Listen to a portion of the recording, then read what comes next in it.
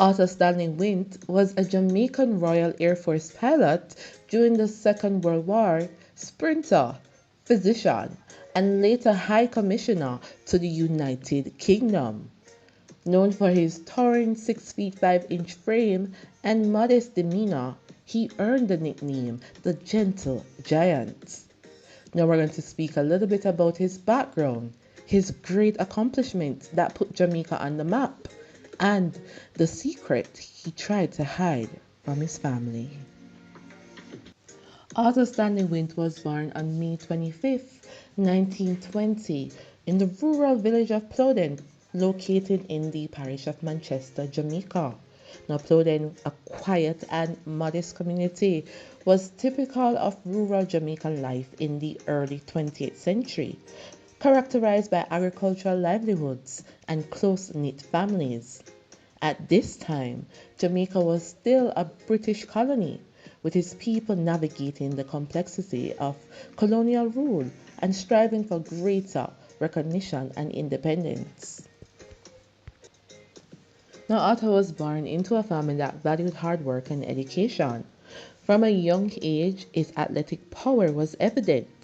His journey into sports began at the renowned Calabar High School in Kingston, which is, as you know, one of Jamaica's prominent secondary schools, known for its strong emphasis on academics and athletics. At Calabar, Arthur excelled in various sports, including track and field, long jump, and swimming. His exceptional talent quickly became apparent as he dominated in school competitions. By the age of 13, Arthur had already made a name for himself by winning the Class 3 championships in 1932 and 1933. This showcased his sprinting abilities.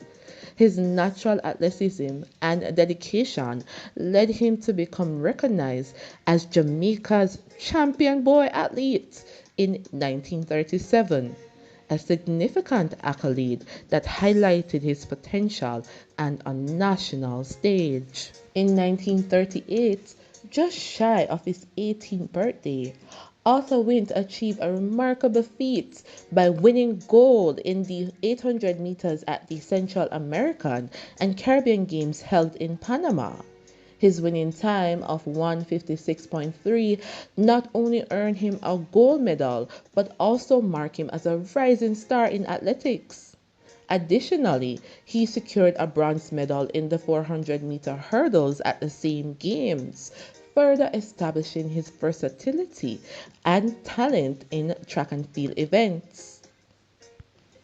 Now, research often says his athletic career was interrupted by World War II, but one of Arthur's daughters revealed in her book titled The Longer Run, a secret he went to the grave with. Arthur Wint's life took a dark and transformative turn in January 1941. Now, she had to do some research to get the info because her father didn't tell her directly. She tried to interview him, but he stopped talking as soon as she turned on the recorder. So she's speaking from the information she gathered from others, and it all is documented in this book. Now, fresh out of Excelsior High School and working as an assistant at the government's title office, Arthur inadvertently pulled the trigger of what he believed to be an unloaded gun. The tragic mistake resulted in the death of a female office assistant. The firearm, which belonged to the office cashier, had been stored in the office vault. Now, Norman Manley, a brilliant legal man who would later become Jamaica's first and only premier, defended him. Wint actually pleaded guilty and was sentenced to 2 years of probation. This devastating event was never discussed within the Wint family, and his daughter, as mentioned, only learned of it after his passing in October 1992 when Arthur Wint was 72 years old. Valerie Wint, reflecting on her father's life, she remarked, "It was a very unfortunate incident. And I think it was the pivotal point that changed him from being a young and playful 21-year-old to a more sober, mature, and reflective person. She thought this incident undeniably shaped Wint's character, steering him towards a path of responsibility and introspection that would define his future endeavors and legacy. In 1942, Arthur Wint's life took a dramatic turn when he joined the British Commonwealth Air Training Plan, alongside his brothers Lloyd and Douglas. Traveling to Canada for training, Wint quickly made his mark by setting a Canadian 400-meter record. His prowess in athletics was matched by his skills as a pilot. By 1944, Wint had earned his wings and was described as a very keen pilot. He saw active combat flying Spitfires during World War II, stationed in Britain, and by the time he left the Royal Force in 1947, he had risen to the rank of flight lieutenant. Let us know if you're following so far. Do you find this content interesting? Tell us in the comments or give us a thumbs up. Thank you. Now let's carry on. What happened to Arthur Wint after he left? Following the war, Wint transitioned to a new chapter in his life, earning a scholarship to study medicine in London through a British further education and vocational training scheme for ex-servicemen. Despite the demanding nature of his medical studies, Wint continued to train and compete in athletics. His dedication paid off spectacularly at the 1948 London Olympics when he was 28 years old. Here, he captained the Jamaican team in their first appearance at the Summer Games. Wint competed in both the 400-meter and 800 meters events. In the 800 meter, he earned a silver medal, finishing behind American Mal Whitfield. This loss fueled his determination for the 400 meters, where he faced fierce competition, including from his very own Jamaican, Herb McKenley. Known for his towering figure and quiet demeanor, Wint, affectionately called the Gentle Giant, was a favorite among the home crowd in Britain. In the 400 meters final, Herb McKenley initially took the lead with an explosive start, but Wint's strategic pacing saw him surge in the final stretch. With 20 meters to go, Wint overtook McKenley, winning the race by a comfortable margin and securing Jamaica's first Olympic gold medal with a time of 46.2 seconds.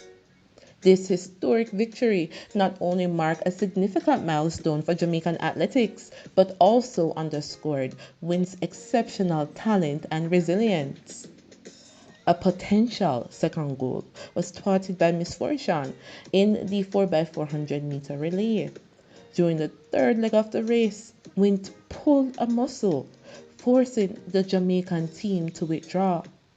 This setback only postponed their ultimate triumph, as the team would go on to achieve success in the subsequent 1952 Helsinki Olympics, setting a world record in the 4x400 meters relay.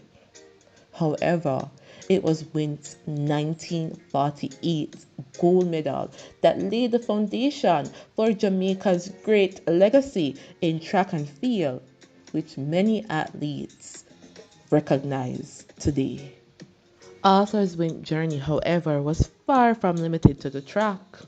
In 1953, he ran his final race at the Wembley Stadium, capping off an awesome athletic career.